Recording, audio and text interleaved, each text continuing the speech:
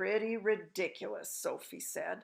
All the same, she couldn't resist reaching down and pressing her own tummy button to see if it worked. Nothing happened. Dreams is very mystical things, the BFG said. Human beings is not understanding them at all. Not even their brainiest professors is understanding them. Has you seen enough? Just this last one, Sophie said. This one here. She started reading. I has written a book and it is so exciting. Nobody can put it down. As soon as you has read the first line, you is so hooked on it, you cannot stop until the last page. In all the cities, people is walking in their streets, bumping into each other because their faces is buried in my book. And dentists is reading it and trying to fill teeth at the same time. But nobody minds because they is all reading it too in the dentist chair. Drivers is reading it while driving, and cars is crashing all over the country. Brain surgeons is reading it while they operating on brains, and airline pilots is reading it and going to Timbuktu instead of London. Football players is reading it on the field because they can't put it down, and so is Olympic runners while they is running. Everybody has to see what is going to happen next in my book.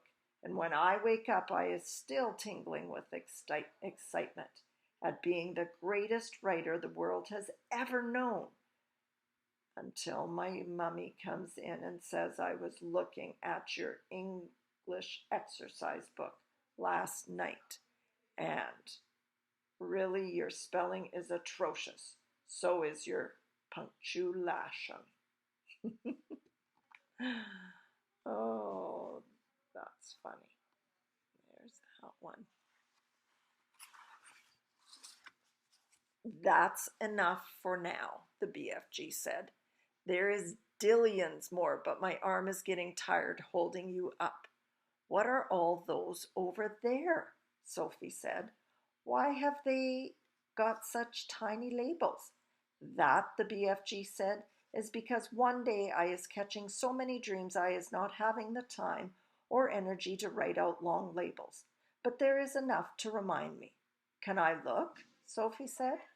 The long-suffering BFG carried her across to the jars she was pointing to. Sophie read them rapidly, one after the other. I is climbing Mount Everest with just my pussycat for company. Looks like a G, so there's that one. I is inventing a car that runs on toothpaste. Putting it in the gas tank. Interesting. Here's another one. I is able to make the electric, sorry, that's blurry. Electric lights go on and off just by wishing it. I is only an 8-year-old little boy, but I is growing a splendid bushy beard, and all the other boys is jealous.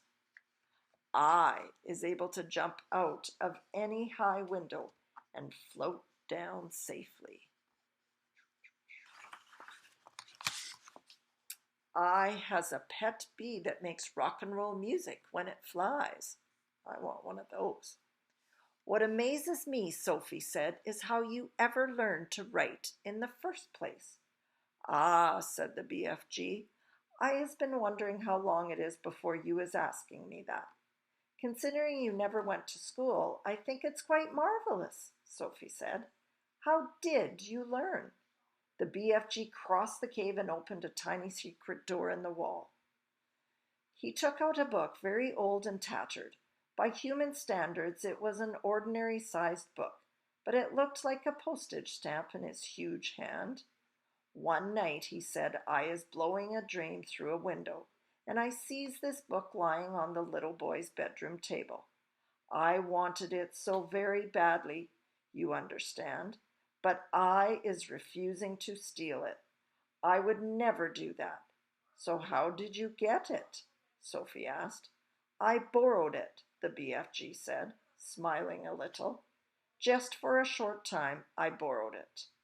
How long have you had it? Sophie asked. Perhaps only about 8 years, the BFG said. Soon I shall be putting it back. And that's how you taught yourself to write? Sophie asked him. I is reading it hundreds of times, the BFG said, and I is still reading it and teaching new words to myself and how to write them. It is a most scrumdiddlyumptious story. Sophie took the book out of his hand. Nicholas Nickleby, she read aloud. By Dal's Chicken, the BFG said. By who?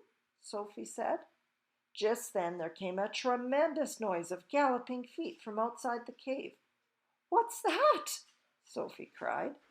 That is all the giants zip-fizzing off to another country to guzzle human beings, the BFG said. He quickly popped Sophie into his waistcoat pocket, then hurried to the cave entrance and rolled back the stone. Sophie, peeping out of her spy hole, saw all 9 of the fearsome giants coming past at full gallop. Where is you off to tonight? Shouted the BFG. We is all of us flush bunking off to England tonight, answered the flesh lump eater as they went galloping past. England is a luscious land, and we is fancying a few nice little English chidlers. I, shouted the maidmaster, is knowing where there is a giggle house for girls, and I is guzzling myself full as a froth blower. And I know where there is a boggle box of boys, shouted the gizzard gulper.